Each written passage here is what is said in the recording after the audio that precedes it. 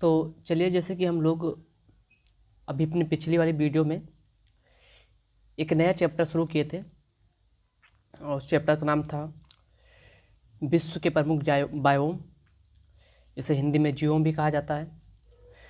तो उसी चैप्टर के क्रम में हम लोग आगे बढ़ रहे थे और भारत में पाए जाने वाले अर्थात पूरे विश्व में पाए जाने वाले विभिन्न प्रकार के बायोम के बारे में चर्चा कर रहे थे। उसी चर्चा के विषय में हम लोग जब आगे बढ़ेंगे तो आज हम लोग का उसी बायोम के ही क्रम में आज का जो बायोम पढ़ना है उसका जो नाम रहेगा वो रहेगा, पिछली वाली वीडियो जो थी उसमें विश्वतीय वन बायोम था, तो आज वाला जो रहेगा मानसूनी वन बायोम पर आधारित रहेगा। हम लोग को पता है कि बायोम क्या होता है। हम लोग पिछली वीडियो में पढ़े थे बायोम विश्व अर्थात पूरी पृथ्वी पर पाए जाने वाले पेड़ पौधे अर्थात वनस्पति तथा जीव जंतुओं का सम्मिलित रूप ही बायोम कहलाता है। तो इससे अगर हम लोग ध्यान से देखें तो पूरी पृथ्वी और उस पर पाए जाने वाले सभी प्रकार के छोटे बड़े पेड़ पौधे जिन्हें हम वनस्पति कहते हैं और सभी छोटे बड़े जीव जंतु, इनका जो सम्मिलित रूप होता है वही बायोम होता है। जो बायोम होता है उस पर जलवायु का प्रभाव पड़ता है और जलवायु के प्रभाव के आधार पर पृथ्वी के अलग अलग हिस्सों में अलग अलग प्रकार के जीव जंतु और पेड़ पौधों का समूह देखा जाता है। तो इसी प्रकार हम लोग देखते हैं कि बायोम में कुछ भिन्नता भी पाई जाती है। वो भिन्नता जलवायु के आधार पर देखी जाती है। तो उसी जलवायु के आधार पर हम लोग देखें बायोम को, जो देखें कितने प्रकार के बायोम होते हैं पूरी पृथ्वी पर, तो दो प्रकार के दिखाई दिए, एक स्थलीय बायोम और एक जलीय बायोम। उससे स्थलीय बायोम के क्रम में हम लोग जब आगे बढ़ रहे थे तो सबसे पहला पढ़े थे हम लोग विश्वतीय वन बायोम। अगर हम लोग ध्यान से देखें तो स्थलीय बायोम में जो पहला था वनीय बायोम। सबसे पहले क्या था? वनीय बायोम था। हाँ, स्थलीय बायोम में सबसे पहला वनीय बायोम था, पिछले वीडियो में पढ़ाए हैं। और वनीय बायोम में हम लोग सबसे पढ़े थे विश्वतीय वन बायोम के बारे में। किसके बारे में पढ़े थे? तो विश्वतीय वन बायोम के। आज उसी क्रम में हम लोग आगे बढ़ते हुए अपने जो वीडियो है उसको आगे बढ़ाएंगे। और विश्वतीय वन बायोम में हम लोग देखे थे कि पृथ्वी पर अगर हम लोग ध्यान से देखें तो पृथ्वी को दो बराबर भागों में बांटने वाला एक काल्पनिक रेखा है जिसको हम 0 डिग्री अर्थात विषुवत रेखा कहते हैं या भूमध्य रेखा कहते हैं। भूमध्य मतलब पृथ्वी को या भूमि को बराबर भागों में बांटने वाली रेखा को भूमध्य रेखा कहते हैं। और उसी क्रम में जब हम लोग आगे बढ़े तो देखिए विश्वतीय वन प्रदेश जो होता है वो 0 डिग्री से 10 डिग्री साउथ और 10 डिग्री नॉर्थ में जाएंगे, तो जो क्षेत्र होता है वही क्षेत्र कहलाता है विश्वतीय वन प्रदेश। और वहाँ जो पेड़ पौधे पाए जाते हैं वो अधिक वर्षा वाले पेड़ पौधे होते हैं। वहाँ जो तापमान होता है अधिक होता है, पूरे वर्ष भर जो तापमान रहता है वो उच्चतम रहता है और जो बारिश होती है वो 200 सेंटीमीटर से अधिक बारिश होती है। वहाँ पर जो पेड़ पौधे पाए जाते हैं उनकी पत्तियाँ चौड़ी तथा पेड़ लंबे होते हैं क्योंकि वो पानी और प्रकाश के तलाश में सीधे ऊपर भागते हैं।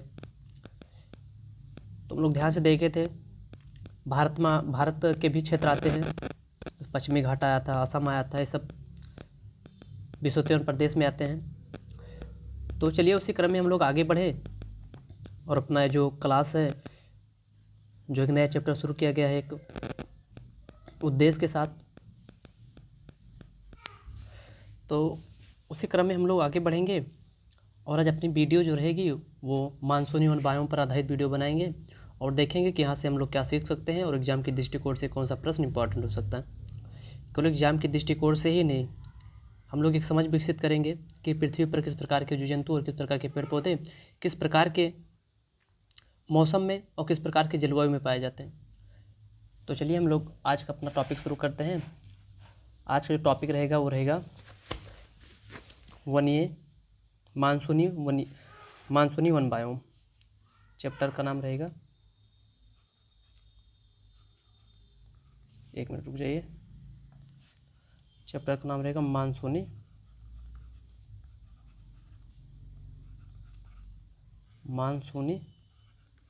One biome. तो आज का जो चैप्टर उसका नाम है मानसूनी वन बायोम। तो अगर हम लोग ध्यान से देखें तो जो मानसूनी वन बायोम होता है इसकी कुछ विशेषता होती है। सबसे पहले तो हम लोग ध्यान से देखे थे तो ये पृथ्वी है और पृथ्वी को दो बराबर भागों में बांटने वाली रेखा जो थी उसे हम लोग कहते हैं 0 डिग्री रेखा। इसी को कहते हैं भूमध्य रेखा, मतलब भूमि को बराबर बराबर या मध्य में बांटने वाली रेखा भूमध्य रेखा। और भूमध्य रेखा के हम लोग देखे थे कि अगर हम लोग भूमध्य रेखा से 10 डिग्री ऊपर जाएँ, कितना डिग्री, 10 डिग्री साउथ नॉर्थ में, और उतना ही 10 डिग्री कहाँ है, साउथ में। तो ये वाला जो पृथ्वी का क्षेत्र है, ये वाला, तो यहाँ सूर्य पूरे वर्ष भर रहता है, यहाँ पूरे वर्ष भर तापमान अधिक रहता है। तो इसी को हम लोग कहते हैं विषुवतीय प्रदेश। अभी पिछले में बढ़े थे, जहाँ 10 डिग्री नॉर्थ से 10 डिग्री साउथ में हम लोग जाते हैं, तो ये वाला जो क्षेत्र है, ये पूरा का पूरा क्षेत्र होता है, इसे हम कहते हैं विषुवतीय प्रदेश। तो विषुवतीय प्रदेश हम लोग पढ़ चुके हैं। इसी विषुवतीय प्रदेश में अगर हम लोग ध्यान से देखें, तो अगर हम लोग 10 डिग्री से 30 डिग्री ऊपर जाएंगे, कितना डिग्री, 10 डिग्री से 30 डिग्री नॉर्थ में, और इसी 10 डिग्री से 30 डिग्री साउथ में, कितना जाएंगे, 30 डिग्री साउथ में। तो ये वाला क्षेत्र 10 डिग्री से 30 डिग्री साउथ वाला क्षेत्र, और ऊपर 10 डिग्री से 30 डिग्री नॉर्थ वाला क्षेत्र। तो 10 डिग्री से 30 डिग्री नॉर्थ वाला क्षेत्र और 10 डिग्री से 30 डिग्री साउथ वाला क्षेत्र, ये वाला जो क्षेत्र है, इसी को हम लोग कहते हैं मानसूनी वन बायोम। क्या कहेंगे इसे, मानसूनी वन बायोम। तो ये वाला जो क्षेत्र है 10 डिग्री से 30 डिग्री सेल्सियस नॉर्थ और 10 डिग्री से 30 डिग्री सेल्सियस 10 डिग्री सेल्सियस कह रहे, सॉरी 10 डिग्री साउथ वाला जो क्षेत्र है, ये क्या कहलाता है, ये कहलाता है मानसूनी वन बायोम। इसके कुछ विशेषता होती है, क्योंकि ये मानसूनी प्रवृत्ति का होता है। मानसूनी वन बायोम किस प्रवृत्ति का होता है, तो मानसूनी जो वन बायोम होता है, ये मानसूनी प्रवृत्ति का होता है। मानसूनी प्रवृत्ति का, किस प्रवृत्ति का होता है, मानसूनी प्रवृत्ति का। इसलिए यहाँ जो वर्षा होती है वो सीमित होती है। वर्षा क्या होती है, सीमित। याद रखिए, कितना वर्षा, 200 सेंटीमीटर तक की वर्षा होती है, याद रखिए। क्योंकि मानसूनी बायोम जो होता है वो मानसूनी प्रवृत्ति का होता है, इसलिए जो वर्षा होती है वो 200 सेंटीमीटर के आसपास होती है। तो याद रखिए इसका, अगर हम लोग देखें पूरी पृथ्वी को, पृथ्वी पर हम लोग को मानसूनी बायोम कहाँ मिलेगा, या मानसूनी बायोम वाले पेड़ पौधे कहाँ मिलेंगे, तो हम लोग को 10 डिग्री नॉर्थ से 30 डिग्री साउथ नॉर्थ जाना पड़ेगा, और 10 डिग्री साउथ से 30 डिग्री साउथ जाना पड़ेगा। तो ये वाला जो क्षेत्र रहेगा, इसी क्षेत्र को कहेंगे मानसूनी बायोम, जहाँ हम लोग देखेंगे तो वहाँ वर्षा की जो सीमितता होती है। और सबसे खास बात क्या होती है, यहाँ पर जो पेड़ पाए जाते हैं, याद रखिए, यहाँ पर जो पेड़ पौधे पाए जाते हैं, ये पेड़ पौधे जो होते हैं ये पर्णपाती होते हैं। पेड़ पौधे क्या कैसे होते हैं, पर्णपाती। अब पर्णपाती का मतलब क्या होता है, ऐसे पेड़ पौधे होते हैं जो शरद काल में, किस समय, अर्थात शरद काल अर्थात ठंडी के समय में अपनी पत्तियां क्या कर देते हैं, गिरा देते हैं। तो याद रखिए हम लोग क्या पढ़ रहे थे मानसूनी बायोम की खासियत में, तो हम लोग देखिए कि मानसूनी बायोम में जो पेड़ पौधे होते हैं, ये जो पेड़ पौधे होते हैं, ये पेड़ पौधे किस प्रकार के होते हैं, तो मानसूनी बायोम के जो पेड़ पौधे होते हैं वो पर्णपाती होते हैं। याद रखिए इंपॉर्टेंट है। तो मानसूनी बायोम के जो पेड़ पौधे होते हैं वो पर्णपाती होते हैं, अर्थात ये शरद काल में, किस समय, शरद काल में पत्तियों को क्या कर देते हैं, गिरा देते हैं। पत्तियां गिर जाती हैं अर्थात झड़ जाती हैं, झड़ जाती हैं। तो मानसूनी बायोम के जो पत्तियां होती है, जो पेड़ पौधे होते हैं पर्णपाती प्रकार के होते हैं, वो शरद काल में अपनी पत्तियां क्या कर देते हैं, गिरा देते हैं। अगर हम लोग ध्यान से देखें, इसी क्रम में अगर हम लोग आगे बढ़े तो देखेंगे हम लोग को जो पर्णपाती वन होते हैं वो कहाँ पाए जाते हैं। तो अगर हम लोग देखें ध्यान से, तो ये जो मानसूनी बायोम वाला क्षेत्र है, मानसूनी वन बायोम का जो क्षेत्र है, बायोम का क्षेत्र, ये हम लोग को कहाँ कहाँ देखने को मिल सकता है, तो ये हमको देखने को मिल सकता है बर्मा, बर्मा अर्थात म्यांमार में। और कहाँ देखने को मिल सकता है, वियतनाम। और कहाँ देखने को मिल सकता है, तो कंबोडिया, कंबोडिया, ऑस्ट्रेलिया, दक्षिण अफ्रीका, दक्षिण अफ्रीका, ब्राज़ील तथा उत्तर पूर्वी भारत। उत्तर पूर्वी भारत। ये जानकारी के लिए हम लोग को याद होना चाहिए। वैसे तो क्वेश्चन के लिए इंपॉर्टेंट नहीं है, लेकिन हम लोग को जानकारी के लिए याद होना चाहिए कि अगर हम लोग ध्यान से देखें तो हमारा पड़ोसी देश म्यांमार अर्थात बर्मा और आसियान के जो देश हैं जैसे वियतनाम हो गया, कंबोडिया हो गया, ये जो देश हैं ये पर्णपाती प्रकार की वनस्पतियाँ यहाँ पाई जाती हैं। ये मानसूनी बायोम के क्षेत्र में आते हैं। यहाँ जो पेड़ पौधे होंगे वो मानसूनी प्रवृत्ति के होंगे और इनकी जो पत्तियाँ होंगी वो ठंडी के दिनों में अर्थात शरद काल में क्या हो जाएंगी, झड़ जाएंगी। हम लोग अगर ध्यान से देखें तो आज अगर इस विशेष प्रकार की जो एक दुनिया चल रही है जिसमें पेड़ पौधों का अंधाधुंध कटाई हो रहा है, इस अंधाधुंध कटाई में अगर सबसे ज़्यादा कोई बायोम विक्षुब्ध हो रहा है या ये कह सकते हैं कि सबसे ज़्यादा प्रभावित हो रहा है तो मानसूनी वन बायोम ही है। तो ये क्वेश्चन पूछा गया है, इम्पॉर्टेंट भी है कि किस प्रकार का जो बायोम है वो सबसे ज़्यादा क्षतिग्रस्त हो रहा है। तो मानसूनी वन बायोम जो होते हैं वो सबसे ज़्यादा क्षतिग्रस्त होते हैं किसकी वजह से, मानव गतिविधि की वजह से। तो याद रखिए ये बहुत ही इंपॉर्टेंट क्वेश्चन है। तो याद रखिए मानसूनी वन बायोम जो है, मानसूनी वन बायोम, मानसूनी वन बायोम जो है ये मानव गतिविधि की वजह से, मानव गतिविधि जैसे पेड़ों की कटाई, पेड़ों की कटाई, इसकी वजह से क्या है, सबसे ज़्यादा क्षतिग्रस्त है, सबसे ज़्यादा क्षतिग्रस्त है। याद रखिए तो मानसूनी बायोम प्रेजेंट टाइम में मानव की गतिविधि की वजह से या मानव के अंधाधुंध पेड़ों की कटाई की वजह से सबसे ज़्यादा क्षतिग्रस्त बायोम है। अगर हम लोग देखें तो मानसूनी बायोम में कौन कौन से पेड़ पौधे आते हैं, तो मानसूनी बायोम में आता है शीशम। अगर हम लोग ध्यान से देखें तो आ जाएगा शीशम, पूछा जा सकता है शीशम, बांस, ये सब किस प्रकार के बायोम में आते हैं। शीशम हो गया, बांस हो गया। अगर देखें सागौन हो गया,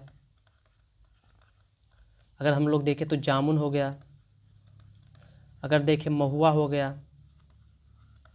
आम हो गया, पीपल हो गया, बरगद, नीम, ये जितने भी प्रकार के हम लोग पेड़ पौधे देख रहे हैं सब मानसूनी बायोम के पेड़ पौधे हैं। क्यों? क्योंकि ये जितने भी हम लोग देख रहे हैं पेड़ पौधे ये सभी शरद काल में अपनी पत्तियों को गिरा देते हैं।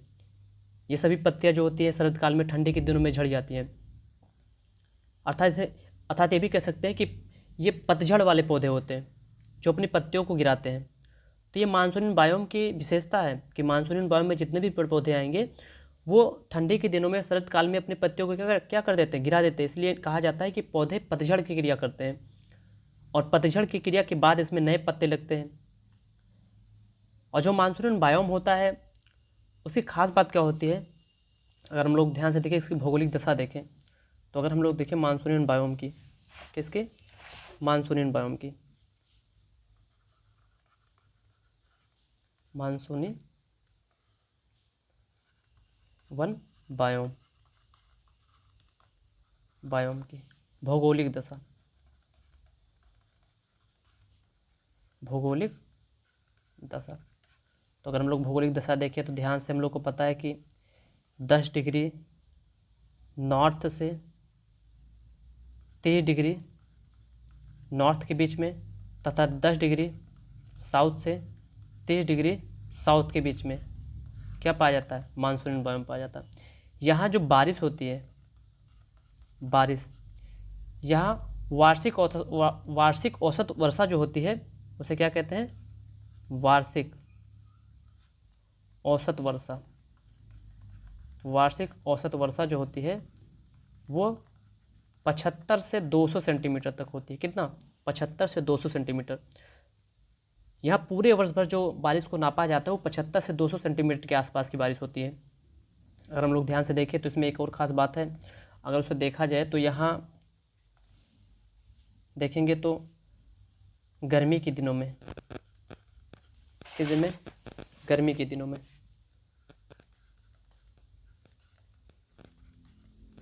गर्मी के दिनों में, 1 मिनट रुक जाइए, सही से काम नहीं कर रहा है।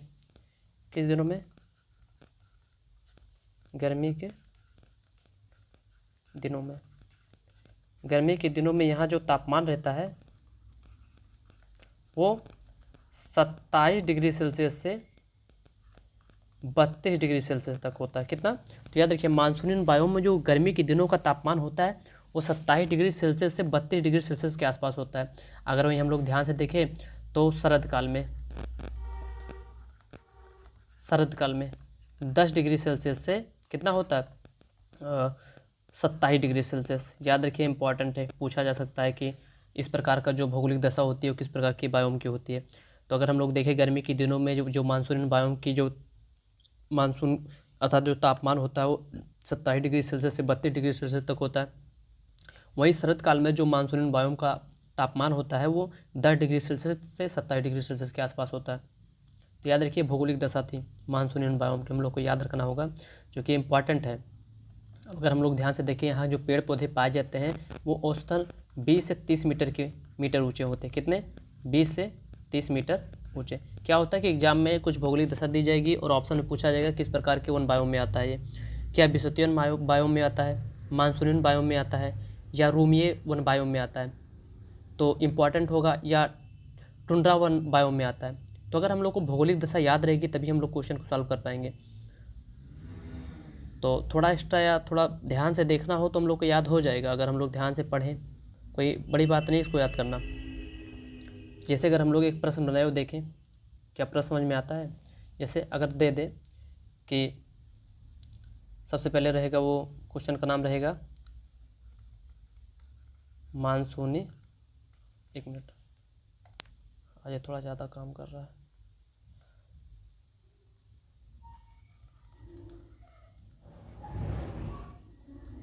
मानसूनी वन बायोम की विशेषता है, विशेषता है, ये मान लीजिए प्रश्न है, विशेषता है, क्वेश्चन आ गया एग्जाम में। उसमें क्या है विशेषता में? सबसे पहले क्या था? कथन नहीं दे रहा है, कथन ने पूछा इसकी भौगोलिक दशा, इसकी भौगोलिक दशा, इसकी भौगोलिक दशा मानसूनी प्रवृत्ति की होती है, प्रवृत्ति की होती है, मानसूनी प्रवृत्ति की होती है। और निष्कर्ष है, निष्कर्ष है, क्वेश्चन है मानसूनी बायोम की विशेषता। तो कथन ए में दिया जाएगा इसकी भौगोलिक दशा मानसूनी प्रवृत्ति की होती है। निष्कर्ष रहेगा इसके सभी, इसके सभी पेड़ पौधे, पेड़ पौधे पर्णपाती होते हैं, पर्णपाती होते हैं। हालांकि ये रहता कि इसमें पाए जाने वाले सभी पेड़ पौधे पर्णपाती होते हैं, हालांकि लेकिन ठीक है, क्वेश्चन सही है। तो ऐसे ही आप लोग के सामने क्वेश्चन आएगा और पूछेगा कथन ए सही है, पूछेगा कथन ए सही है, फिर पूछेगा कथन ए और बी दोनों सही है, फिर पूछेगा कथन ए कथन बी की क्या कह रहा है, व्याख्या कर रहा है। तो ये रहेगा। अगर हम लोग ध्यान से देखें तो इसमें क्या सही है, तो अगर हम लोग देखें मानसूनी बायोम की जो विशेषता है उसमें ये भी आता है, क्योंकि मानसूनी बायोम जो होता है उसकी विशेषता होती है, उसकी भौगोलिक दशा जो होती है मानसूनी प्रवृत्ति की होती है, अभी हम लोग पढ़े थे। और मानसूनी प्रवृत्ति होने की वजह से ही इसके जो पेड़ पौधे होते हैं वो पर्णपाती होते हैं, अर्थात ठंडियों के दिनों में क्या करते हैं, अपने पत्तों को गिरा देते हैं, अर्थात पतझड़ की प्रक्रिया करते हैं। तो ये दोनों ऑप्शन क्या हो जाएगा हम लोग को सही। इसी में अगर ध्यान से पूछा जाए, ऐसे दिया जाए कि किस बायोम की विशेषता है, किस बायोम की विशेषता है, किस बायोम की विशेषता है, किस बायोम की विशेषता है। पहला, किस बायोम की विशेषता है, किस बायोम की विशेषता है। हाँ ठीक है, चलिए हम आप लोग से पूछ रहे हैं, आप लोग बताइए। अच्छा, आप लोग कहाँ से बताएंगे। पहला, गर्मी में तापमान 27 डिग्री से 32 डिग्री सेल्सियस। दूसरा ठंडी अर्थात शरद काल में तापमान 10 डिग्री सेल्सियस से 27 डिग्री सेल्सियस। तीसरा वर्षा 75 सेंटीमीटर से 200 सेंटीमीटर। तुम लोग को पता है ये सभी जो विशेषता है वो किसके हैं? मानसूनी वन बायोम के। याद रखिए, क्वेश्चन पूछा जा सकता है ये सब, इसलिए अगर हम लोग ध्यान से देखें तो हम लोग को ये सब पढ़ना पड़ता है। एक और चीज़ इंपॉर्टेंट है इसमें, अगर हम लोग ध्यान से देखें मानसूनी वन बायोम में तो क्या इंपॉर्टेंट है?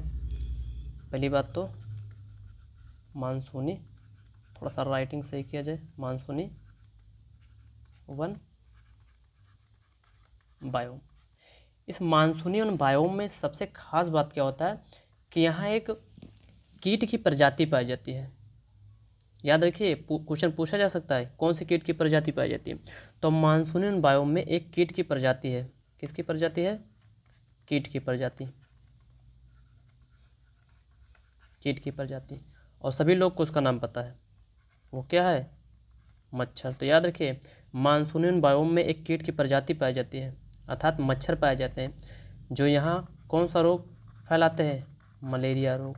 तो याद रखिए, मानसूनी वन बायोम में सबसे घातक कीट की प्रजाति होती है मच्छर, जो हम मलेरिया रोग के लिए क्या होते हैं? जिम्मेदार होते हैं। तो ये थे हमारे मानसूनी वन बायोम की विशेषता और इससे बनने वाले कुछ क्वेश्चन। अब हम लोग आगे देखेंगे। तो मानसून वन बायोम के बाद चूँकि हम लोग स्थलीय वन बायोम में क्या कह रहे, स्थलीय बायोम में पढ़ रहे थे वनीय बायोम, और वनीय बायोम के अंतर्गत देख रहे थे कौन कौन से आते। तो वनीय बायोम में पहला था विषुवतीय वन बायोम, फिर था मानसूनीय वन बायोम, अब तीसरा आएगा रूमी वन बायोम। कौन सा? तो रूम। याद रखिए, बहुत इम्पॉर्टेंट है, बड़ों का मात्रा रहेगा। रूम सागरीय वन बायोम। कौन सा वन बायोम? तो रूम सागरीय वन बायोम। ठीक, तो याद होना चाहिए। अब अगर हम लोग देखें रूम सागरीय वन बायोम ये क्या है, तो सबसे पहले इसको हमको पढ़ने से पहले हम लोग को समझना पड़ेगा। ऐसा क्वेश्चन पूछा गया है, यहाँ विभिन्न प्रकार की लताएं पाई जाती हैं, झाड़ियाँ पाई जाती हैं। जैसे अगर पूछ लिया जाए कि चलिए बताइए चेपरेल नाम की झाड़ी कहाँ पाई जाती है, तो ये क्वेश्चन जो हो जाएगा डिफ़िकल्ट हो जाएगा, क्योंकि हम लोग कभी सुने नहीं, कभी देखे नहीं। तो एग्जाम में जब ऐसा क्वेश्चन आता है तो कन्फ्यूजन होता है कि ये कहाँ से क्वेश्चन है, हम तो भूगोल में कभी पढ़े नहीं थे, इन्वायरमेंट में पढ़ाया नहीं गया था। तो ऐसे ढेर सारा क्वेश्चन मन में आता है। तो हम लोग जैसे छोटा छोटा टॉपिक जो छोड़ देते हैं, लोग पढ़ते नहीं हैं, पढ़ाते नहीं हैं, तो हम लोग कोशिश करेंगे कि वो भी पढ़ें और पढ़ाएं।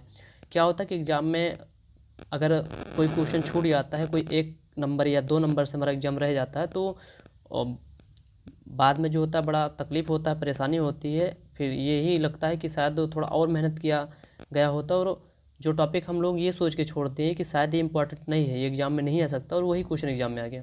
चूँकि देखिए एग्ज़ाम का पैटर्न जो डीपली हो गया। अब ऐसा नहीं कि लूसेंट उठाया, लूसेंट से पूछ लिया गया। अब यहाँ हर क्वेश्चन जो बनता है वो सोच समझ के बनाया जाता है, क्योंकि यहाँ हर कोई 10 घंटा, 12 घंटा, 18 घंटा पढ़ाई कर रहा है। तो याद रखिए, पढ़ने का तरीका, पढ़ाने का तरीका तो बदलना ही पड़ेगा। देखिए, भीड़ का हिस्सा बनने से अच्छा है कि शांति से बैठ के अपने ऊपर ध्यान दिया जाए कि सबसे पहले तो ये देखा जाए कि हम पढ़ाई किस तरीके से करें जिससे हमारा एग्ज़ाम हो जाए। इम्पॉर्टेंट पढ़ना नहीं है, इम्पॉर्टेंट है जो पढ़ रहे हैं कि एग्ज़ाम में आएगा। ये बताने का मतलब ये नहीं है कि कोई हमारा वीडियो देखे, अगर लग रहा हो कि हम इसलिए कह रहे हैं कि ताकि कोई वीडियो देखे, ये कोई ज़रूरी नहीं है। हम तो हमेशा ही कहते हैं कि हमारी वीडियो कोई एक भी लोग देखें तो मन से देखें। अगर देखेंगे तो एग्ज़ाम में 101% हमको इतना भरोसा है।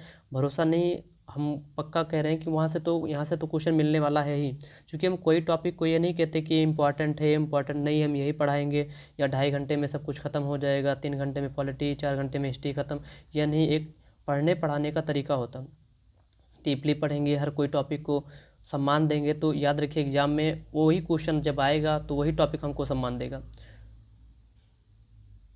तो यही है कि हमको नहीं पता होता कि एग्ज़ाम में कौन सा क्वेश्चन पूछ लिया जाएगा, इसलिए हर क्वेश्चन को, हर टॉपिक को अच्छे से पढ़ते हुए, इज्जत देते हुए चलना होगा। नहीं तुम्हें क्या है, हाईलाइटर लेके जुड़ जाइए, 2-4 पे हाईलाइट मारिए, वही लगता है आएगा, बाद में आता ही नहीं है। तो वही था कि चलिए ठीक है, हम लोग आगे बढ़ें, ज़्यादा बकवास ना करते हुए। टाइम आप लोग का है, बचाइए या फूंकिए, लेकिन हम लोग को बताने का एक कारण है, बताते हैं। चूँकि पढ़ा रहे हैं तो बता भी सकते हैं, और हमको इतना तो पता है कि कोई ना कोई तो पढ़ता ही है, 2-4-10 लोग हैं जो पढ़ते हैं, तो कम से कम 2-4-10 लोग को ही हम बता पाएँ, सुधार पाएँ, या उनके जीवन में कुछ योगदान दे पाएँ, तो वो बहुत बहुत बड़ी बात होती है। ये यूट्यूब चैनल ये नहीं है कि यहाँ पैसा कमाना है, ऐसा कुछ है, वो कोई दिक्कत नहीं है, लेकिन ये है कि अगर कोई पढ़ रहा है तो हम ये चाहेंगे कि अपना टाइम फालतू ना लगाए। अगर लगता है कि प्रॉफिट या लाभ हमको यहाँ कमाने आना है तो ना आए। वो ये याद रखने है कि हमारा एग्ज़ाम है, एग्ज़ाम हमारा क्लियर करना है, तो हम यहाँ टाइम दें। सिर्फ इसलिए नहीं कि हम ये कहेंगे घर पे कि आज हम इन्वायरमेंट पढ़े, ये पढ़े, वो पढ़े, देश भर का नौटंकी, ऐसा कुछ नहीं होना चाहिए। बस पढ़ाई करना है, मन से करना है, नहीं तो बंद कर देना है। तो हम जो भी वीडियो पढ़ाते हैं पूरी ईमानदारी से पढ़ाते हैं। ये नहीं है कि जो सरल टॉपिक है उसे आई पढ़ाएं और आपको लगे बड़ी अच्छी वीडियो है, ये तो सरल सरल है, सब कुछ हमको याद हो रहा है। याद रखिए, जो इम्पोर्टेंट होते हैं उनको पढ़ने में थोड़ा मेहनत लगता है, इतना आसानी से कोई टॉपिक ख़त्म नहीं होता। तो चलिए, कोई दिक्कत नहीं है, हम लोग आगे बढ़ें। तो हम लोग जो पढ़ रहे थे, वनीय बायोम पढ़ रहे थे। वनीय बायोम में पहला पढ़े विषुवतीय वनीय बायोम, मतलब ऐसे वन जो विषुवत रेखा पे पाए जाते हैं, या ऐसे वन जो ऐसे जगह पर पाए जाते हैं जहाँ वर्षा अधिक होती है। फिर दूसरा देखें, ऐसे वन जो मानसूनी प्रवृत्ति के होते हैं। उसी वनीय बायोम के अंतर्गत ही पढ़ रहे हैं। और उसी वनीय बायोम के अंतर्गत अब हम लोग देखेंगे रूम सागरीय वन बायोम। कौन सा बायोम? रूम सागरीय वन बायोम। तो इस जैसे सबकी विशेषता थी, इसकी भी कुछ विशेषता होगी। यहाँ भी कुछ पेड़ पौधे पाए जाएंगे, यहाँ का भी अपना कोई भौगोलिक दशा होगा, यहाँ भी बारिश की मात्रा कितनी है कितनी नहीं हमको पढ़ना होगा। तो चलिए उसी क्रम में हम लोग आगे बढ़ें और देखिए इसकी विशेषता। तो रूम सागरीय वन बायोम की विशेषता क्या देखें? विशेषता देखें, तो याद रखें क्या देखना है? विशेषता। किसकी विशेषता? रूम सागरीय वन बायोम की। तो अगर हम लोग को रूम सागरीय वन बायोम देखना है तो हम लोग को जाना पड़ेगा पृथ्वी पे। ये हम लोग को पता है 0 डिग्री है। अभी हम लोग 0 डिग्री से 30 डिग्री जाएंगे, यहाँ तक जाएंगे तो 30 डिग्री से अगर हम लोग देखें तो यहीं पर 10 डिग्री वाला जो था, ये वाला 10 डिग्री, ये था विषुवतीय वन प्रदेश। अब फिर 10 डिग्री से अगर हम लोग 30 डिग्री तक जाते हैं तो यही वाला जो ये वाला जो था, ये था मानसूनी वन बायोम, ये वाला क्षेत्र मानसूनी वन बायोम। अब से 30 डिग्री से हम लोग अगर 45 डिग्री जाएँ, कितना डिग्री? 30 डिग्री से 45 डिग्री नॉर्थ में और 30 डिग्री से 45 डिग्री साउथ में। तो याद रखिए, तो ये वाला जो क्षेत्र हो जाएगा, ये वाला क्षेत्र, यही है रूम सागरीय वन बायोम। कौन सा? रूम सागरीय वन बायोम। तो रूम सागरीय वन बायोम को अगर हम लोग को देखना है तो 30 डिग्री से 30 डिग्री साउथ से 45 डिग्री साउथ जाना पड़ेगा। कितना? 30 डिग्री साउथ से 45 डिग्री साउथ में, और 30 डिग्री नॉर्थ से 45 डिग्री नॉर्थ में जाना पड़ेगा। तो 30 डिग्री, ये 30 डिग्री साउथ से 45 डिग्री साउथ के बीच में ये वाला जो क्षेत्र है, इसी क्षेत्र को हम लोग कहते हैं रूम सागरीय वन बायोम। अगर नीचे जाएंगे तो नीचे भी हमको मिलेगा कितना? 30 डिग्री से 45 डिग्री के बीच में जो क्षेत्र रहेगा उसे कहें रूम सागरीय वन बायोम। तो याद देखिए, ये रूम सागरीय वन बायोम जो है कहाँ देखने को मिलता है? तो पृथ्वी पे जाएंगे तो 30 डिग्री साउथ से 45 डिग्री साउथ के बीच में, और 30 डिग्री नॉर्थ से 45 डिग्री नॉर्थ के बीच में। इसकी दूसरी विशेषता क्या है? इसकी दूसरी विशेषता ये है कि यहाँ कुछ कठोर लताएं पाई जाती हैं। क्या पाई जाती हैं? कठोर लता। ठीक, कठोर लताएं पाई जाती हैं। इसे देखेंगे, यहाँ से क्वेश्चन उठता है। अगर हम लोग ध्यान से देखें तो यहाँ का तापमान, क्या देखना है? यहाँ का तापमान कितना रहता है? तो यहाँ का तापमान जो रहता है वो शरद काल में, किस काल में? शरद काल में 4 डिग्री सेल्सियस से 10 डिग्री सेल्सियस तक होता है। तो याद रखिए, रूम सागरीय वन बायोम जहाँ पाए जाते हैं वहाँ पर जो तापमान होता है वो 4 डिग्री सेल्सियस से 10 डिग्री सेल्सियस तक होता है। कब? ठंडी के दिनों में। कितना डिग्री? 4 डिग्री सेल्सियस से 10 डिग्री सेल्सियस तक ठंडी के दिनों में। वहीं अगर गर्मी के दिनों में देखेंगे, किस दिन में, गर्मी के दिनों में, तो 20 डिग्री सेल्सियस से 27 डिग्री सेल्सियस, कितना, 20 डिग्री सेल्सियस से 27 डिग्री सेल्सियस, याद रखिए। तो अगर हम लोग ध्यान से देखिए रूम सागरी वन बायोम हम लोग को कहाँ देखने को मिल सकता है, तो पृथ्वी पर जब जाएंगे तो हम लोग को 30 डिग्री साउथ से 45 डिग्री साउथ अक्षांश की ओर जाना पड़ेगा, तो हम लोग को कौन सा वन दिखाई देगा, रूम सागरी वन बायोम। वहाँ की विशेषता क्या होगी, वहाँ ठंडी में जो तापमान रहेगा वो रहेगा 4 डिग्री सेल्सियस से 10 डिग्री सेल्सियस के बीच में, और अगर वहीं गर्मी में उसका तापमान देखेंगे तो गर्मी में तापमान रहेगा 20 डिग्री सेल्सियस से 27 डिग्री सेल्सियस तक के बीच में। अभी हम लोग फिर चर्चा किए थे कि इसकी विशेषता में यहाँ क्या पाए जाते हैं, यहाँ कठोर लताएं पाई जाती हैं। क्या पाई जाती हैं, कठोर लताएं। तो हम लोग का मोस्ट टॉपिक क्या रहेगा, कठोर लताएं, ये वाला टॉपिक जहाँ से क्वेश्चन पूछा जाएगा। तो रूम सागरी वन बायोम में क्या पाई जाती है, कठोर लताएं। ठीक, अब बताइए लता क्या होती है। और लताओं के साथ साथ यहाँ विभिन्न प्रकार की झाड़ियाँ पाई जाती है। क्या पाई जाती हैं, यहाँ कठोर लताओं के साथ साथ क्या पाई जाती हैं, विभिन्न प्रकार की झाड़ियाँ। क्या पाई जाती हैं, विभिन्न, राइटिंग थोड़ा ठीक नहीं है, मैनेज करिए, विभिन्न प्रकार की झाड़ियाँ, झाड़ियाँ पाई जाती हैं। याद रखिए ये विभिन्न प्रकार की झाड़ियों को अलग अलग देशों में अलग अलग नाम से जाना जाता है। तो अगर हम लोग ध्यान से देखें तो यहाँ जो पेड़ पौधे पाए जाते हैं उस पेड़ पौधे में सबसे पहले देखेंगे तो आर्क आएगा। कौन सा पौधा आएगा, ओक, से याद नहीं रखना लेकिन याद रखिए जैसे इंपॉर्टेंट रहेगा, ओक हो गया, चीड़ हो गया, मेड्रोन हो गए, मेड्रोन हो गया, और अगर हम लोग ध्यान से देखें तो सीडर हो गया। ये सब क्या है, ये पेड़ पौधे और झाड़ियाँ हैं। तो याद रखिए, तो यहाँ कठोर लताएं भी पाई जाती हैं, विभिन्न प्रकार की झाड़ियाँ भी पाई जाती हैं। उस झाड़ी में अगर हम लोग ध्यान से देखें तो ओक हो गया, चीड़ हो गया, मेड्रोन हो गया, सीडर हो गया। इन झाड़ियों को अलग अलग नामों से भी जाना जाता है, अलग अलग नाम से। कहाँ, अलग अलग देशों में। इन झाड़ियों को अलग अलग नाम से, अलग अलग क्या रहेगा इनका नाम, कहाँ, अलग अलग देश में। जैसे अगर हम लोग ध्यान से कहें तो यूरोपीय भाग में, किस भाग में, यूरोपीय, यूरोपीय, यूरोपीय भाग में, यूरोपीय भाग में इसे मार्क विस कहते हैं। क्या कहते हैं, मार्क विस, याद रखिएगा। तो ऐसे क्वेश्चन पूछेगा कि रोम सागरी वन बायो में पाए जाने वाली झाड़ियों को यूरोपीय भाग में किस नाम से जाना जाता है, तो मार्कविस के नाम से, मार्कविस के नाम से, मार्कविस के नाम से। अगर वहीं ध्यान से देखें तो कैलिफोर्निया में, कहाँ, कैलिफोर्निया में, कैलिफोर्निया, कैलिफोर्निया में से क्या कहा जाता है, चैपरेल। ये याद है, ये क्वेश्चन पूछा गया था पीसीएस में, चैपरेल, चैपरेल कहते हैं। क्या कहते हैं, चैपरेल। तो याद रखिए अगर हम लोग देखें ध्यान से तो अभी हम लोग क्या पढ़ रहे थे, हम लोग ये पढ़ रहे थे कि जो रूम सागरी वन बायोम होता है वहाँ विभिन्न प्रकार की झाड़ियाँ पाई जाती हैं जिनका अलग अलग नाम होता है अलग अलग देशों में। अगर उसी रूम सागरी वन बायोम में पाई जाने वाली झाड़ियों को यूरोपीय भाग में जाएंगे तो उसे वहाँ क्या कहा जाता है, मैकबिस कहा जाता है। और उसी झाड़ियों को कैलिफोर्निया में क्या नाम दिया गया है, चैपरल नाम दिया गया। क्या दिया गया है, चैपरल। अगर आगे हम लोग ध्यान से बढ़ें तो देखें दो नाम हो गया, यूरोपीय भाग में क्या कहेंगे, यूरोपीय भाग में झाड़ी को क्या कहते हैं, मैकबिस। क्या कहते हैं, मैकबिस। अगर वहीं ध्यान से देखें तो कैलिफोर्निया में, कैलिफोर्निया में, कैलिफोर्निया में उसे क्या कहते हैं, कैलिफोर्निया में उसे क्या कहते हैं, चैपरेल। तो चैपरेल क्या है, झाड़ी है। क्या है, झाड़ी। कहाँ की झाड़ी, किस बायोम की, तो रूम सागरी वन बायोम की। अगर वहीं ध्यान से और देखें तो दक्षिण अफ्रीका में,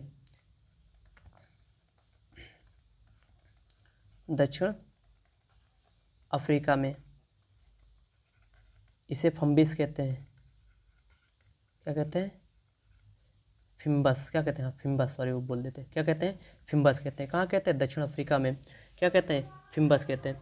अगर और ध्यान से हम लोग देखें तो चिली आ जाएगा। क्या आ जाएगा, चिली।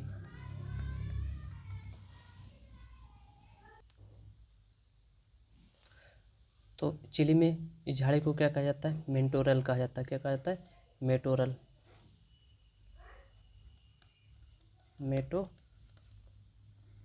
मेटोरल कहा जाता है। क्या कहा जाता है? मेटोरल कहा जाता है। तो याद रखिए चिली में से क्या कहा जाता है? चिली में से मेटोरल कहा जाता है। क्या? मेटोरल। तो याद रखिए रोम सागर उन बायो में पाए जाने वाली झाड़ियों को यूरोपीय भाग में मैकबिस कहते हैं, कैलिफोर्निया में चेपरेल कहते हैं, दक्षिण अफ्रीका में फिम्बस कहते हैं और चिली में मेट्रोल कहते हैं। ये सब क्या है? अगर हम लोग ध्यान से देखें तो ये जितने भी हैं ये सब के सब क्या है? ये सब झाड़ियाँ हैं जो कहाँ पाए जाते हैं? ये पाए जाते हैं रोम सागरीय वन बायोम में।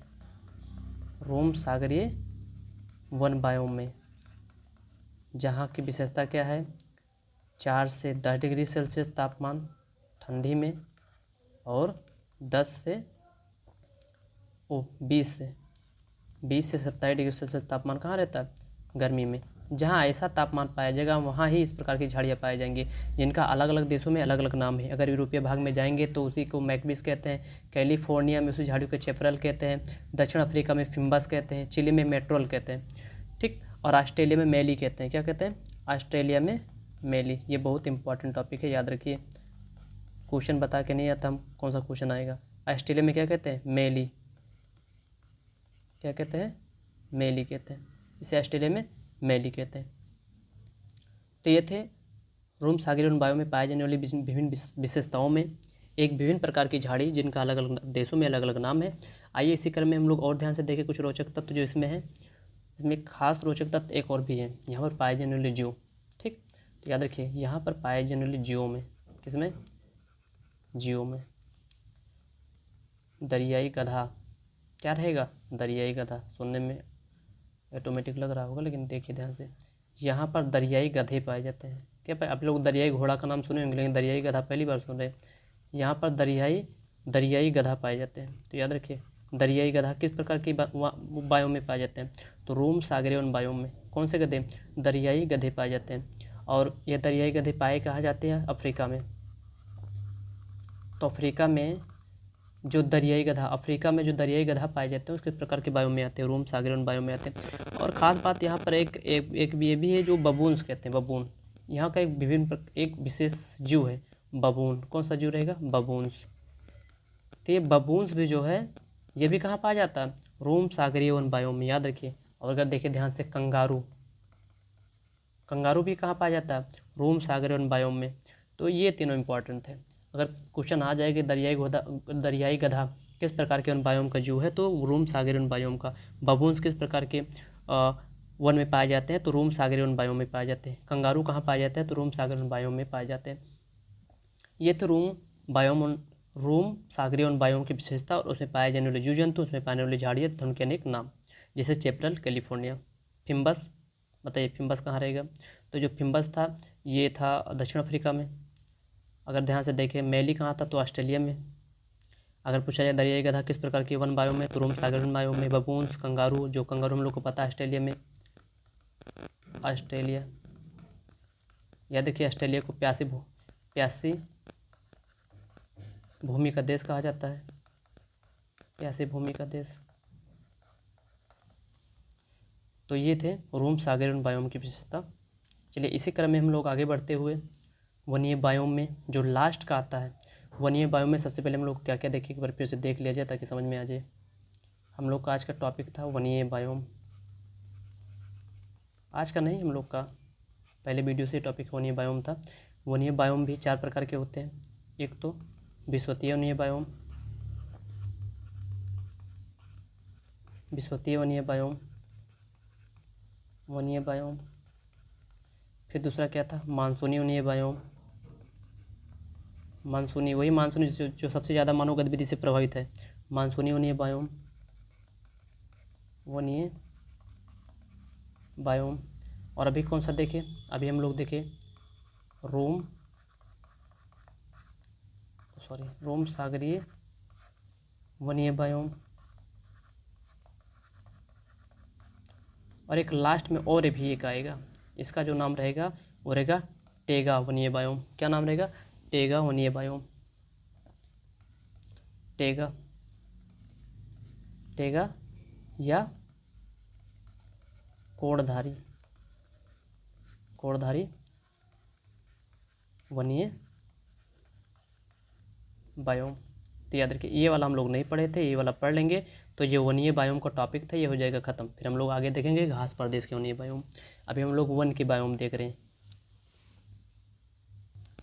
तो अब हम लोग का जो टॉपिक रहेगा वो रहेगा टेगा या कोड़धारी वनीय बायोम। हम लोग देखेंगे टेगा या कोड़धारी वनीय बायोम में किस प्रकार की भौगोलिक दशा है, कौन कौन से जू पाए जाते हैं, कौन कौन से पेड़ पौधे पाए जाते हैं, ये टॉपिक रहेगा। ये टॉपिक ख़त्म होने के बाद हम लोग का जो बायोम का एक चैप्टर शुरू किए थे उसमें जो वरीय बायोम है वो ख़त्म हो जाएगा। और अभी हम लोग लास्ट में इसका क्वेश्चन भी देखेंगे, विशेषता भी देखेंगे लास्ट में, क्या हम लोग क्वेश्चन पकड़ पा रहे हैं या नहीं पकड़ पा रहे हैं। तो जैसे जैसे होगा हम लोग आगे बढ़ते हुए उसे देखेंगे और पढ़ते हुए आगे बढ़ेंगे, टॉपिक को क्लियर करेंगे, चैप्टर क्लियर करेंगे, एग्जाम में बैठेंगे, क्वेश्चन आएगा सॉल्व करेंगे। बस इतना हम लोग के मन में और दिमाग में होना चाहिए। आगे हम लोग का जो अब लास्ट वाला टॉपिक बचाया था वनीय बायोम में, उसका नाम क्या था भी हम बताएं, उसका नाम था टेगा। तो अब क्या पढ़ना है, टेगा वनीय बायोम। इसे को और क्या कहते हैं, कोणधारी वनीय बायोम। चलिए इसमें एक सबसे पहले एक बात बता देते हैं जो बहुत इम्पोर्टेंट है पढ़ने से पहले ही एग्जाम के दृष्टिकोण से। याद रखिए विश्व की सबसे मुलायम लकड़ी पाई जाती है इस प्रदेश में, इस बायोम में। मुलायम लकड़ी, विश्व की सबसे मुलायम लकड़ी, ठीक, विश्व की सबसे मुलायम लकड़ी कहाँ की, तो विश्व की सबसे मुलायम लकड़ी। तो अगर क्वेश्चन पूछा जाए कि विश्व की सबसे मुलायम लकड़ी किस देश में, तो कनाडा है ही, लेकिन विश्व की सबसे मुलायम लकड़ी, विश्व की सबसे मुलायम लकड़ी अगर पाई जाती है तो टेगा वनीय प्रदेश में पाई जाती है। तो चलिए इसकी विशेषता शुरू किया जाए और पढ़ा जाए। विशेषता, विशेषता तो अगर हम लोग देखें टेगा का तो ये भी इम्पोर्टेंट है। तो एक बार हम लोग फिर से चित्र बनाएं और देखें इसे अच्छे से। 1 मिनट, फिर से दूसरा चित्र।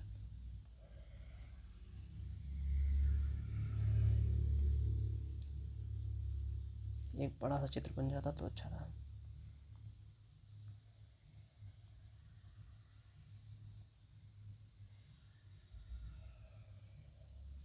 ठीक, अगर हम लोग ध्यान से देखें तो ये वाली लाइन कौन सी है, ये वाली लाइन है 0 डिग्री। ठीक, अगर हम लोग 0 डिग्री से 10 डिग्री साउथ 10 डिग्री नॉर्थ में जाए, कितना डिग्री, ये 10 डिग्री साउथ, ये 10 डिग्री नॉर्थ। इसके बाद फिर से हम लोग ध्यान से देखें, अगर हम लोग 10 डिग्री से 30 डिग्री साउथ में जाएं और 10 डिग्री से 30 डिग्री कहाँ आए, नॉर्थ में आए। इसके बाद हम लोग फिर से ध्यान से देखें, अगर हम लोग कितना डिग्री था ये 30 और ये 30, अगर 30 से 45 डिग्री कहाँ जाए ऊपर, और 30 से 45 डिग्री कहाँ आए साउथ में, कितना 45। और अब हम लोग 45 से कहाँ तक जाए, ये कौन सा था 45, अब हम लोग 45 से 70 पे जाए, किस पे जाए 70 पे। तो चलिए देखिए ध्यान से, अगर हम लोग 10 डिग्री साउथ से 10 डिग्री नॉर्थ में थे तो ये वाले को कौन सा बायोम नाम दिए थे, कौन सा बायोम बताइए। 10 डिग्री साउथ से 10 डिग्री नॉर्थ वाले को क्षेत्र को कौन से बायोम में रखे थे, तो ये था विषुवतीय वन बायोम। याद आया, विषुवतीय वन बायोम। कौन सा वन बायोम, विषुवतीय वन बायोम। अगर हम लोग 10 डिग्री से 30 डिग्री, 10 डिग्री साउथ से 30 डिग्री साउथ और 10 डिग्री नॉर्थ से 30 डिग्री नॉर्थ में रहेंगे तो ये वाला जो क्षेत्र था बताइए, ये वाला क्षेत्र कौन सा क्षेत्र था, तो ये वाला क्षेत्र था मानसूनी। यहाँ पर जो भी पेड़ पौधे पाए जाएंगे वो किस प्रकार के होंगे, मानसूनी प्रकार के होंगे, मानसूनी प्रवृत्ति के होंगे, याद है बताए थे। इसके बाद अगर हम लोग ध्यान से देखें 30 डिग्री से 45 डिग्री सेल्सियस जब हम लोग ऊपर गए थे, कितना डिग्री से, 30 डिग्री से 45 डिग्री, दोनों 30 डिग्री से 45 डिग्री, तो यहाँ पर जो वन पाए जाते थे वो किस प्रकार के थे, रोम सागरीय वन बायोम थे। ठीक, अभी जहाँ हम लोग देखे थे विभिन्न प्रकार की झाड़ियाँ पाई जाती हैं जिनका अलग अलग देशों में अलग अलग नाम है। ऐसे यहाँ देखेंगे तो ये वाला जो पूरा क्षेत्र है 30 डिग्री से 45 डिग्री वाला, 30 डिग्री नहीं, ये वाला 30 डिग्री से 45 डिग्री वाला। अब अगर हम लोग 45 डिग्री से 70 डिग्री सेल्सियस, 70 डिग्री सेल्सियस नहीं, अगर हम लोग 30 डिग्री से 70 डिग्री वाले क्षेत्र में रहेंगे, यहाँ से 45, ओह सॉरी गलत हो गया था, 45 डिग्री से, कहाँ से 45 डिग्री से और 70 डिग्री वाले अगर क्षेत्र में हम लोग रहेंगे, 45 डिग्री से 70 डिग्री वाले क्षेत्र में, तो इसे ही हम लोग कहते हैं टेगा, क्या कहते हैं, टेगा वनीय बायोम। तो याद रखिए टेगा वनीय बायोम का जो अक्षांश विस्तार होता है कहाँ कितना होता है, तो 45 डिग्री से 70 डिग्री साउथ में और 45 डिग्री से 70 डिग्री नॉर्थ में, इसके बीच में 45 डिग्री साउथ से 45 डिग्री से 70 डिग्री अक्षांश के बीच में जो क्षेत्र पाए जाएंगे वो किस प्रकार के होंगे, तो ये वाला जो क्षेत्र है इसी को कहते हैं टेगावनीय प्रदेश। क्या कहेंगे, टेगावनीय प्रदेश। तो याद रखिए विषुवत रेखा से हम जितनी अधिक दूर पर जाते हैं उतना अधिक ठंडी पड़ता है, वहाँ सूर्य का प्रकाश उतना ही कम पड़ता है। तो याद रखिए टेगावनीय प्रदेश में यहाँ सबसे ज़्यादा तापमान कम होगा, सबसे ज़्यादा तापमान होगा नहीं, तापमान कम होगा। तो चलिए देखें, अगर ध्यान से कुछ समझ में आया हो, क्योंकि राइटिंग थोड़ा सा ठीक नहीं है, उसको आप लोग मैनेज करिए। तो अगर हम लोग ध्यान से देखें टेगा वनीय प्रदेश, तो यहाँ की भौगोलिक दशा, कौन सी दशा, भौगोलिक दशा, भौगोलिक दशा। तो यहाँ की भौगोलिक दशा में अगर हम लोग ध्यान से देखें तो यहाँ का जो तापमान है और यहाँ ये जो जिस अक्षांश से पाया जाता है, तो ये 45 डिग्री साउथ से 70 डिग्री साउथ के बीच में पाया जाता है, और वैसे ही देखें तो 45 डिग्री नॉर्थ से 70 डिग्री नॉर्थ के बीच में पाया जाता है। अगर हम लोग ध्यान से देखें तो सबसे इम्पॉर्टेंट है कि यहाँ का जो तापमान होता है, वो तापमान जो होता है वो माइनस में हो जाता है। किस में हो जाता है, माइनस में चला जाता है। कितना चला जाता है, माइनस में। जैसे अगर हम लोग ध्यान से देखें तो तापमान 10 डिग्री सेल्सियस से -40 डिग्री सेल्सियस होता है। कितना, 10 डिग्री सेल्सियस से -40 डिग्री सेल्सियस, कितना डिग्री सेल्सियस होता है, तो याद रखिए बहुत इंपॉर्टेंट है, 10 डिग्री सेल्सियस से, 10 डिग्री सेल्सियस से और माइनस में 40 डिग्री सेल्सियस होता है। इसीलिए इस प्रकार के जो वन होते हैं, जो टेगावनीय प्रदेश होते हैं, यहाँ जो पेड़ पौधे पाए जाते हैं वो समशीतोष्णीय होते हैं या समशीतोष्ण प्रकार के होते हैं, प्रवृत्ति के होते हैं। किसे, समशीतोष्ण। याद रखिए एग्जाम में आया था 2016 में, यूपीपी से 2016 में, कि टेगावनीय प्रदेश किस प्रकार के वन में आते हैं, तो समशीतोष्ण वन प्रदेश में आते हैं। किस प्रकार के प्रदेश में आते हैं, समशीतोष्ण वन प्रदेश में आते हैं। तो अगर हम लोग ध्यान से देखें, इसका विस्तार भी बताया ही गया था, 45 से 70 डिग्री सेल्सियस के आसपास, 45 डिग्री से 70 डिग्री अक्षांश के बीच में होता है। तो याद रखिए टेगावनीय प्रदेश की जो भौगोलिक दशा होती है, अगर हम लोग तापमान ध्यान से देखें तो 10 डिग्री सेल्सियस से -40 डिग्री सेल्सियस तक यहाँ का तापमान गिर जाता है, और ये समशीतोष्ण वनीय प्रदेश में आते हैं। और ये जो होते हैं 45 डिग्री नॉर्थ से 45 डिग्री साउथ के बीच में पाए जाते हैं। 45 डिग्री साउथ से 70 डिग्री साउथ और 45 डिग्री नॉर्थ से 70 डिग्री नॉर्थ के बीच में पाए जाते हैं अक्षांशीय दशा, इनका जो विस्तार होता है। अगर हम लोग ध्यान से देखें तो ये कहाँ कहाँ पाए जाते हैं, तो ये जो होते हैं ये ऐसे क्षेत्रों में पाए जाएंगे टेगावनीय प्रदेश जहाँ सबसे अधिक जो होता है ठंड पड़ती है। जैसे अगर हम लोग देखें नार्वे में बहुत ठंड पड़ती है, नार्वे, कनाडा, स्विट्ज़रलैंड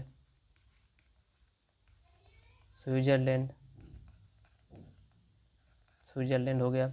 और अगर ध्यान से देखें स्वीडन हो गया, फिनलैंड हो गया, और अगर ध्यान से देखें लिथुआनिया हो गया, लटाविया, लिथुआनिया, यहाँ सब किस प्रकार के प्रदेश पाए जाते हैं, तो टेगावनीय प्रदेश पाए जाते हैं। यहाँ पर जो पेड़ पौधे पाए जाते हैं किस प्रकार के होते हैं, टेगावनीय प्रदेश के होते हैं, जहाँ सबसे ज़्यादा बारिश होती है। अच्छा एक बात तो याद आप लोग को समझना चाहिए कि सबसे ज़्यादा ठंड कहाँ पड़ती है, रुक जाइए पूछ रहे हैं, सबसे ज़्यादा ठंड इस पे टेगा में पड़ती है या टुंड्रा में। ये सबसे ऊपर वाला जो भाग है, ये वाला भाग, इसे टुंड्रा कहते हैं। क्या कहते हैं, टुंड्रा। तो सबसे ज़्यादा ठंडी टेगा में पड़ती है टुंड्रा में। तो याद रखिए ये वाला जो क्षेत्र है, ये वाला ये वाला है टैगा अभी जो पड़ रहे हैं, और सबसे ऊपर वाला है टुंड्रा। सबसे ज़्यादा जो ठंडी पड़ती है टुंड्रा में पड़ती है, टैगा में कम। तो याद रखिए ये वाला क्षेत्र हम लोग पढ़े। तो जो टैगा वनीय प्रदेश होता है, यहाँ की अगर भौगोलिक दशा देखेंगे तो तापमान 10 डिग्री सेल्सियस से -40 डिग्री सेल्सियस तक हो जाती है। और अगर हम देखें तो ये जो यहाँ पर जो पेड़ पौधे पाए जाते हैं वो समशीतोष्णीय वनीय प्रदेश के होते हैं। जैसे अगर हम लोग नॉर्वे में जाए, कनाडा में जाए, स्विट्जरलैंड में जाए, लटाविया में जाए, लिथुआनिया में जाए, फिनलैंड, स्वीडन में जाए, तो यहाँ जो हम लोग देखेंगे तो यहाँ इसी प्रकार के वन पाए जाते हैं। अगर हम लोग ध्यान से देखें तो हम लोग को यहाँ पर जो सबसे पहले देखें यहाँ के जो पेड़ पौधे हैं, पेड़ पौधे रटना नहीं समझना है। अगर एक बार में समझ में नहीं आ रहा तो वीडियो दोबारा देखिए। हो सकता है आप लोग पहली बार ये सुन रहे हो तो थोड़ा सा आप लोग को ऐसा लग रहा हो कि टॉपिक कठिन है। टॉपिक कठिन नहीं है।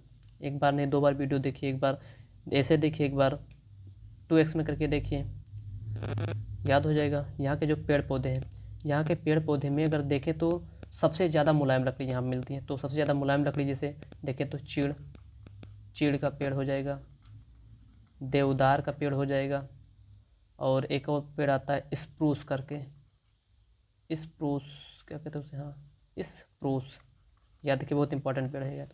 तो यहाँ के जो पेड़ पौधे होते हैं, इस पेड़ पौधे में चीड़ आता है, देवदार आता है, स्प्रूस आते हैं। और याद रखिए ये सभी के सभी, ये जितने भी हम पेड़ का नाम बताएं, ये सभी बहुत मूल्यवान होते हैं। ये बहुत मूल्यवान पौधे हैं, मूल्यवान पौधे हों। इसीलिए इस प्रकार के जो प्रदेश है, टैगा वनीय प्रदेश जो होता है, टैगा वनीय प्रदेश, ये सर्वाधिक आर्थिक महत्व के होते हैं। सर्वाधिक, रुकिए से समझा रहे हैं इस पॉइंट को। सर्वाधिक आर्थिक महत्व के क्वेश्चन पूछा गया है और पूछा भी जा सकता है, सर्वाधिक आर्थिक महत्व के। तो याद रखिए टैगा वनीय जो प्रदेश होते हैं सर्वाधिक आर्थिक महत्व के होते हैं, चूँकि रेटिंग थोड़ा गड़बड़ थी भी बता रहे हैं। तो याद रखिए यहाँ के हम लोग देख रहे थे, यहाँ पेड़ पौधे, कौन से पेड़ पौधे पाए जाते हैं, कौन से पेड़ पौधे पाए जाते हैं। तो यहाँ पेड़ पौधे में हम लोग देखें तो हम लोग को दिखाई दिया कि यहाँ चीड़, देवदार,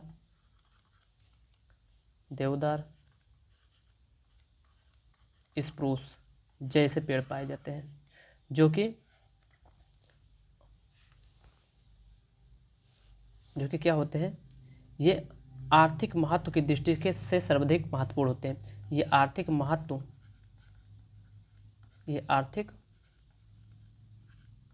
के दृष्टिकोण से, आर्थिक महत्व के दृष्टिकोण से सर्वाधिक महत्वपूर्ण। याद रखिए अभी हम लोग जो वनीय प्रदेश पढ़ रहे थे, तो वनीय प्रदेश में सबसे ज़्यादा आर्थिक महत्व की लकड़ियाँ कहाँ पाई जाती हैं, या सबसे ज़्यादा आर्थिक महत्व की जो बायोम है वो कौन सा है, तो टैगा वनीय प्रदेश। टैगा वनीय प्रदेश में जो पेड़ पौधे पाए जाते हैं उनसे जो लकड़ियाँ निकाली जाती है वो बहुत ही मूल्यवान होती हैं। याद रखिए क्वेश्चन ऐसे पूछा जाएगा कि वनीय बायोम में सबसे अधिक आर्थिक महत्व का जो बायोम होता है वो कौन सा होता है, क्या वो विषुवतीय होता है, मानसूनी होता है, रूम होता है, या टैगा होता है। तो टैगा वनीय प्रदेश आर्थिक महत्व की दृष्टिकोण से सर्वाधिक महत्वपूर्ण होते हैं, क्योंकि इनमें पाए जाने वाले जो पेड़ पौधे होते हैं और उनसे प्राप्त जो लकड़ियाँ होती हैं वो फर्नीचर के दृष्टिकोण से बहुत ही इम्पॉर्टेंट होती हैं। और यहाँ विश्व की सबसे ज़्यादा, यहाँ विश्व की सबसे ज़्यादा मुलायम लकड़ी पाई जाती है, सबसे ज़्यादा मुलायम लकड़ी, इससे ज़्यादा मुलायम लकड़ी कहीं पाई ही नहीं जाती है। तो याद रखिए ये था जो टैगा वन प्रदेश के लक्षण थे और टैगा वन प्रदेश कहाँ पाया जाता है। इसमें एक और चीज़, एक और क्वेश्चन टैगा वन प्रदेश में इंपॉर्टेंट बनता है। यहाँ पर अगर हम लोग देखें तो एक क्वेश्चन होता है, जैसे अगर हम कहते हैं वृद्धि काल का समय, तो यहाँ पर जो वनस्पति होते हैं, वनस्पति, तो वनस्पतियों को जो रोपा जाता है, या वनस्पतियों का जो रोपण किया जाता है, जब किसी नए पौधों को बैठाया जाता है, रोपण किया जाता है, तो उसके वृद्धि में या उसके वृद्धि काल में 50 दिन का समय लगता है, 50 दिन का समय। तो ये भी याद रखिए वृद्धि काल 50 दिन का किस वनीय प्रदेश में होता है, तो टैगा वनीय प्रदेश में जो होता है वृद्धि काल का समय जो होता है वो 50 दिन का होता है। कितने दिन का होता है, 50 दिन का होता है। यहाँ जो वर्षा होती है, एक ये भी इम्पॉर्टेंट फैक्ट है, यहाँ जो वर्षा होती है वो वर्षा होती है 38 सेंटीमीटर। कितने? 38 सेंटीमीटर। नाम मात्र की बारिश होती है, 38 सेंटीमीटर तक की बारिश होती है। तो ये थे टैगा वनीय प्रदेश के महत्वपूर्ण लक्षण। और आज इसी क्रम में हम लोग देखें, जो वीडियो था लमसम 1 घंटे का वीडियो बना, और अभी जब हम लोग आगे वीडियो बनाएंगे तो 1.5 2 घंटे तक की वीडियो जाएगा, लेकिन अभी थोड़ा सा कम रखेंगे क्योंकि अभी हम लोग शुरुआत कर रहे हैं और समझ रहे हैं टॉपिक को। तो जैसे कि हम लोग टैगा वनीय प्रदेश में हम लोग देखे ध्यान से, तो हम लोग को दिखाई दिया कि जो टैगा वनीय प्रदेश होता है वो 45 डिग्री साउथ से अगर हम लोग 70 डिग्री साउथ में जाएँ, अक्षांश के बीच में जो क्षेत्र पाया जाएगा वो टैगा वनीय प्रदेश रहेगा। इसकी सबसे खास बात क्या होती है? इसकी सबसे खास बात ये होती है कि जो प्रदेश है, ये प्रदेश आर्थिक महत्व की दृष्टि से कौन से सबसे महत्वपूर्ण होता है सभी प्रकार के वनीय प्रदेशों में, क्योंकि यहाँ जो लकड़ियाँ पाई जाती हैं वो बहुत ही मूल्यवान होती है। फर्नीचर के दृष्टिकोण से उनका आर्थिक महत्व होता है बाज़ारों में। यहाँ की खास बात क्या थी कि यहाँ की खास बात यह है कि यहाँ जो तापमान होता है वो 10 डिग्री सेल्सियस से -40 डिग्री सेल्सियस हो जाता है। अगर हम लोग इसी क्रम में इसी वीडियो में देखें तो एक और आर्थिक महत्व की दृष्टिकोण से अगर एक और वन प्रदेश को देखें, जैसे रोम सागरीय वन प्रदेश। रोम सागरीय वन प्रदेश की खासियत क्या थी? तो रोम सागरीय वन प्रदेश की खासियत थी क्योंकि वहाँ पर कुछ विशेष प्रकार की झाड़ियाँ पाई जाती हैं, जिनका अलग अलग देशों में अलग अलग प्रकार के नाम हैं। जैसे अगर पूछ लिया जाए कि बताइए चेपरेल क्या है, तो हम लोग पढ़े तो याद है, चेपरेल एक विशेष प्रकार की झाड़ी होती है जो कैलिफोर्निया में पाई जाती है। और ये किस प्रकार के प्रदेश में आता है? तो रोम सागरीय वन प्रदेश में आता है।